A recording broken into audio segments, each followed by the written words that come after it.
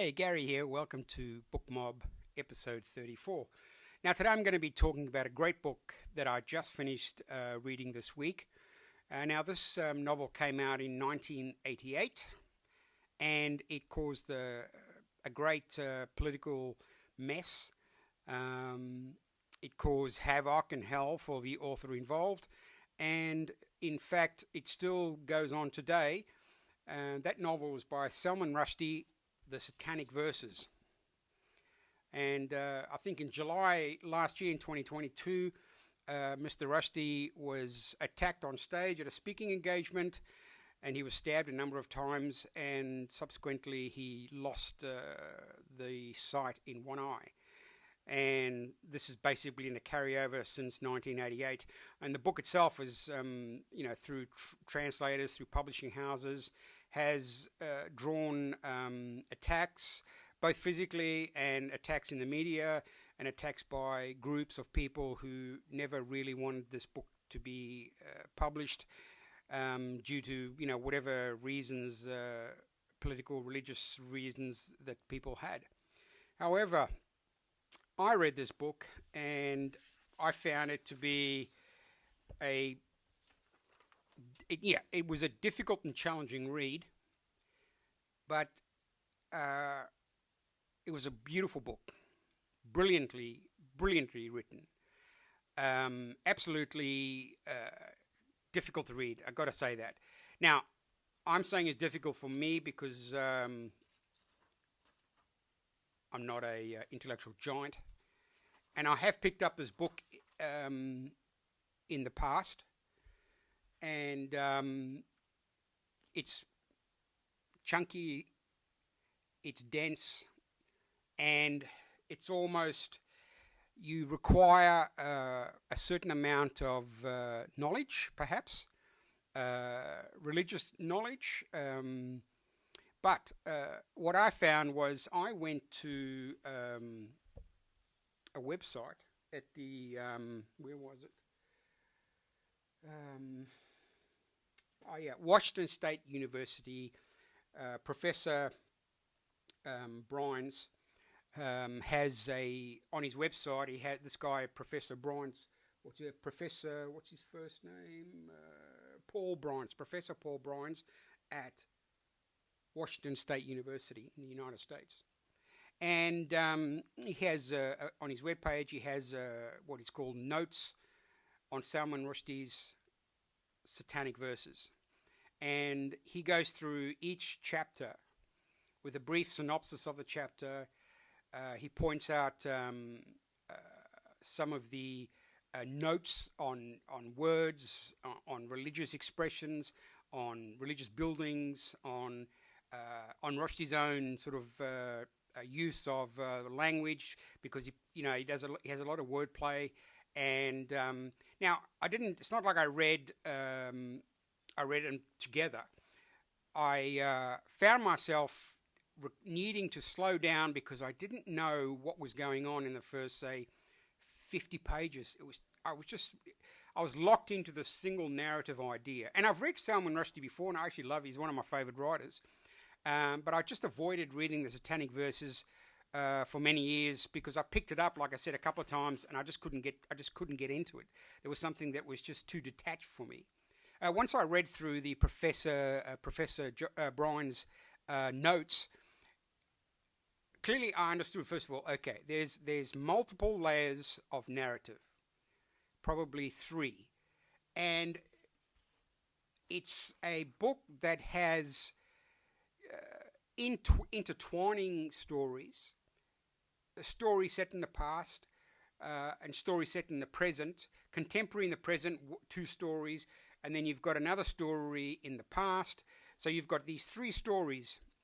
The way it's written is that one of the main characters who becomes the archangel Gabriel, he also has these experiences where he dreams. So you're basically reading his dream sequences. Now, if you didn't know that, I'm sure it's stated, but I just didn't pick it up until I read Professor Brines' notes. And once you pick up that, the book just becomes hugely enjoyable.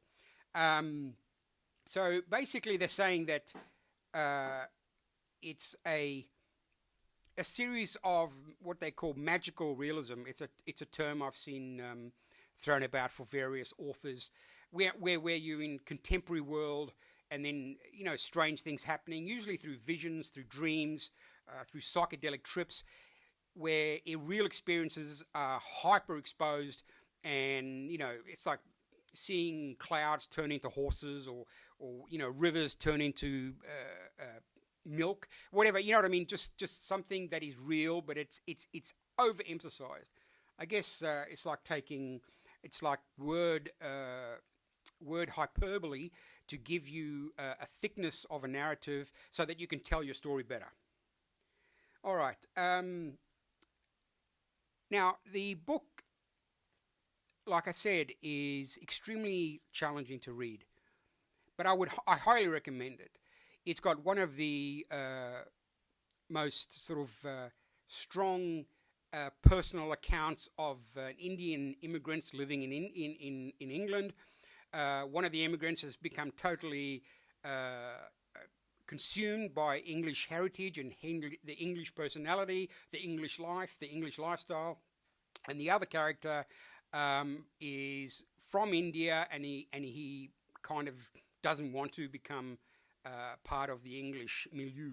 And one of the characters is the Archangel Gabriel, and the other character, the English orientated Indian actor, that's his job. He is he's not the devil, he's a demon.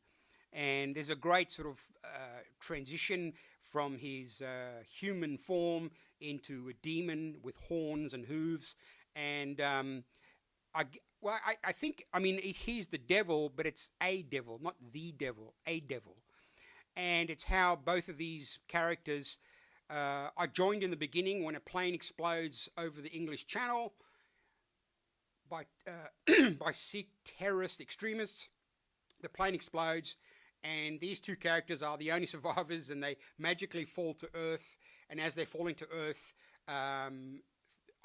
this is where the sort of the fantasy, the mystical reality, the idea of them surviving, and once they land on the beach or in the sea and swim to shore, one of them is arrested as an illegal immigrant, and he's mistreated and beaten up in the police station. And the other character, the Archangel Gabriel, he doesn't help his new friend, and they both go separate ways in the world, and then they come together again. And through the story, you've got these multiple narratives moving along, but with the two main characters telling their stories at the same time. It's funny, it's humorous, it's so well written. It's an engaging story. It's a page turner for me. Now, I think the notes to Salman Rushdie's Satanic Verses by Professor Brian at Washington State University, I just found that by looking on the internet, and that really made a huge difference to my reading pleasure and my reading enjoyment, because I actually did want to read it after I kind of was exposed to some of what was going on, the complex narrative, which is like this, and then I could see it like that, and so that was very positive. Perhaps I could have read it without accessing the notes, and but I really wanted to enjoy the book, so I thought, no, I've got to, in a sense, reading cheat notes, cliff notes, whatever you want to call them, is maybe denying yourself the the full pleasure of gaining your own meaning. However, like I said, I've picked up the book over the years and was unable to go through with it, because I just didn't pick up on the narrative tech. Like, you'd be talking, and then suddenly you're in the Middle East in the early 7th century, 8th century, and that's another great thing, is that the story in the past is about Islam and the messenger, and obviously there's I'm not actually going to discuss the Satanic Verses, where the title comes from. And from what I've read, the Satanic Verses are parts of the Quran, or the word of God as spoken to Allah, and there is some aspect of it that either exists or never existed. That is the Satanic Verses, and that is where the problem arises with a lot of people who find the book offensive or anti-religious or anti-Muslim. But this is the thing. I remember when the book was released, the madness around the world, and there's a great quote from. Let me just find that quote because it's worth saying.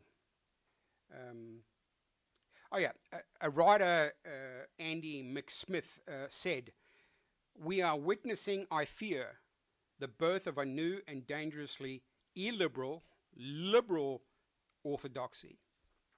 I kind of agree with him. And now that was written in 2011, not in 1988. But I have seen videos on YouTube with Christopher Hitchens, battling against 6 or 7 panelists at a BBC debate about the book. And this was around 1989, 1990.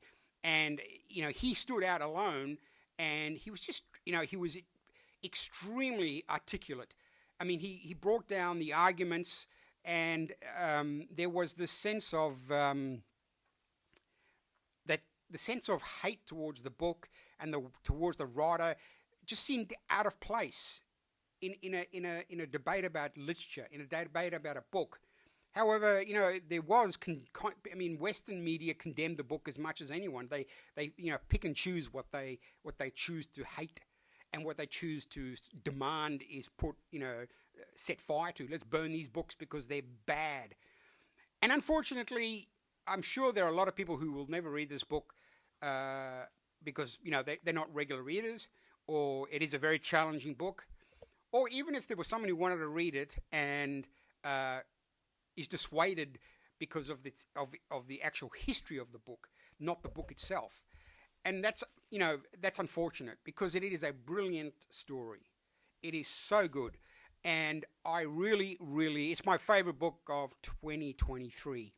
And it would be sad if this illiberal, liberal sort of attitude continues to impact on art and literature and debate and speaking and ideas and thoughts. When you look at the book, it's a story. It is not harmful. It is everything in the book that Rushdie has written. He explains. He doesn't just throw, he's not just throwing together hatred or anything like that. I mean, the book is filled with love and hate and madness and murder, but the story is about someone who is, by two men, 2 Indian men who are isolated, who are basically living in a sort of fog of their own birthrights. The Ayatollah Khomeini in 1979 returned to Iran, and they had the Islamic Revolution. So this book was written completed in 1988, and there is a character in there who's also is mildly, based on Ayatollah Khomeini. He's a expatriate radical Islamist living in London who's waiting for his country to call for him back. And I mean, there's no insults, there's no nastiness. It's a character, and there's some humor in it, and there's some truth in it. So at the end of the day, the Satanic Verses, it's a great book. It's a lovely read. It's fun. It's entertaining. I mean, Rushdie is Islamic himself, but I just read that he is now he considers himself an atheist. But when he wrote this book, he was certainly he belonged to the very religion that he's merely discussing. He's discussing it. Even his critique is it's not even a critique. It's more of like, this is a story. Let's see how we go. And unfortunately, I think once something gets picked up in a wave of this is the thing we should all get on top of, it destroys the actual literature. It swamps the goodness of reading. It punches out the actual story of the book. The ideas that are put on it by other people. And again, I would say, if the ideas that are put on you by other people who find this book offensive, the idea is, okay, you can be offended and you can find something offensive, but how far does that offense go so that it should be destroyed? And the writer, as he was last year in July in 2022, attacked on stage in public, stabbed about 7 times in the neck, in the thigh, in the stomach. He lost his eye, and that's just distressing. And really, it doesn't actually prove anything about the substance of the book. The book stands on its own. One day, Salman Rushdie will pass away, and he'll have his library of books for the rest of us to read and enjoy. And Satanic Verses, for me, is his best. I haven't read all his books, but I've read many of his books. But it is the best book of his. And it's my favorite book of 2023. And I highly recommend reading this book for reading pleasure, for fun. It's a beautiful book, and I cannot wait. He's just released another book, and I'll be reading that probably early in 2024. But just so you know, if you find it difficult, just check out Professor Paul Bryans at Washington State University on his webpage, on his website. He's got notes for Salman Rushdie, the Satanic Verses. It really helped me, and maybe if you're encouraged to read it from this video, you might give it a chance. All right, thanks a lot for taking time to watch it, if you're still here. I just wanted to be able to show you, I'm going to be reading, this is the latest book by Richard Flanagan, Question 7. Another great book I've just picked up today is Judi Dench, Shakespeare, The Man Who Pays the Rent, which is great. And I just finished reading David Grant's The Wager, non-fiction, awesome book. It was really good. And and Christmas coming, hopefully I'll be getting maybe 10 to 15 books finished by the end of the year. Anyway, thanks for coming, and I'll see you reading next week. Thank you. Bye. We have an author who has helped spark a renaissance of writing in the subcontinent. That's produced a whole new branch of English literature. They are written in our language. It knows it better than, I may say, some of our politicians appear to do. People who claim to be offended can by all means do so. It takes a lot to make